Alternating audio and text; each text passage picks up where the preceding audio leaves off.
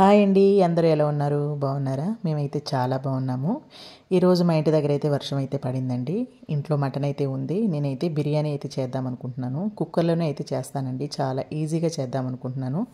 మీరు కూడా ఇలానే చేసేసుకోండి. అయితే దానికోసం 3/4 కిలో మటన్ అయితే తీసుకున్నానండి. మంచిగా కడుక్కొని ఒక గిన్నెలో అయితే వేసుకుని మటన్ అయితే కలుపుకొని పక్కకు పెట్టుకోవాలి. దానికోసం అయితే అల్లం పేస్టు, తగినంత పసుపు, ఉప్పు, కారం వేసుకోవాలి.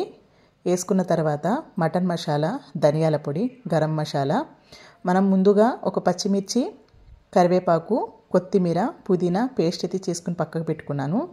అది కూడా వేసుకొని మంచిగా ఒక 2 స్పూన్లు ఆయిల్, 1 కప్పు పెరుగు వేసుకుని మంచిగా కలుపుకొని ఒక గంట సేపు అయితే ఫ్రిడ్జ్లో పెట్టుకోవాలండి. పెట్టుకున్న తర్వాత మనం కుక్కర్లో 1 స్పూన్ వరకు నెయ్యి, ఒక 2 స్పూన్లు ఆయిల్ వేసుకొని బిర్యానీ దినుసులు వేసుకుని మంచిగా వేయించుకున్న తర్వాత ఒక 2 ఉల్లిపాయలు చీరుకుల్లా చీర్చుకుని ఎర్రగా వేయించుకోవాలి. దానికన్నా తర్వాత ఒక 3 పచ్చిమిర్చి వేసుకొని మనం ముందుగా కలిపెట్టుకున్న మటను వేసుకొని ఒక 5 నిమిషాలు అయితే ఉడకనివ్వాలండి. వాటర్ అయితే బయటకు వస్తుంది.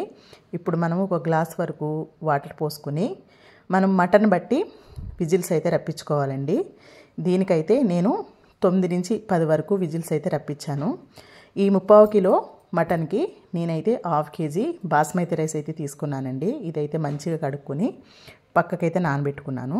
ఈ తర్వాత విజిల్స్ ప్రెజర్ మొత్తం పోయిన తర్వాత మనము మూత తీసుకొని ఈ నానబెట్టుకున్న రైస్ అయితే అందులో వేసుకొని మంచిగా ఒక 2 సార్లు అయితే కలుపుకున్నానండి. కలుపుకున్న తర్వాత మనము బాస్మతి రైస్కి 1.5 వాటర్ అయితే పోయాలండి. ఒక 1/2 లీటర్ అయితే మటను ఉడికించిన నీళ్ళు అయితే అందులోనే ఉన్నాయి కాబట్టి 1 లోటా నీళ్ళు అయితే పోసాను. పోసుకుని మళ్ళీ మనము ప్రెజర్ అనేది పెట్టుకోవాలన్నమాట. ఒక 2 విజిల్స్ వస్తే సరిపోతుంది. అంతేనండి, ఒక 2 విజిల్స్ అయితే పెట్టుకున్నాను. మనకి ఎంతో టేస్టీగా ఉండి ఎంతో సింపుల్గా అయిపోయి మటన్ పలావ్ అయితే రెడీ అయిపోయింది. చూసారా ఎంత ఎమ్మిగా కనిపిస్తుందో. వర్షం పడుతుంది ఇంటి దగ్గర, ఇలా వేడివేడిగా సింపుల్గా చేసుకు తింటే ఫ్యామిలీ మొత్తం అంతా ఎంజాయ్ చేయొచ్చండి కదా. ఇదైతే నిజమే కదా.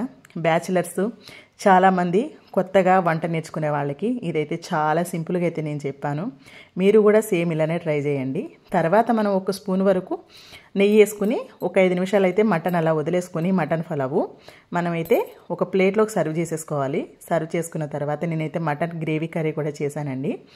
చాలా చాలా వేడివేడిగా తింటా ఉంటే రెండు టేస్ట్ కూడా అదిరిపోయాయి అనమాట. మీరు కూడా ఇంత సింపుల్గా ట్రై చేయండి.